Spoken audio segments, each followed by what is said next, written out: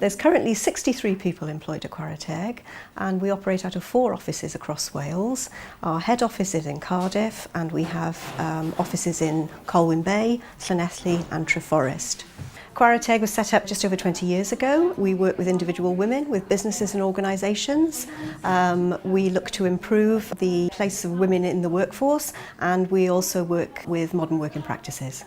Last year we achieved Green Dragon Level 2 award. That means we are committed to reducing toxic emissions, one of the key things in the Green Dragon Awards. It means that we've enabled all our people to understand their responsibilities and how the choices we make, in particular things like travel, impact on the environment. It's very important for us to use the train on a North-South Wales journey because you can plug your laptop in on a train, you can use a smartphone, they will be working on the train, and it's a great benefit because it cuts your working day at the other end then. You're not catching up with yourself all the time.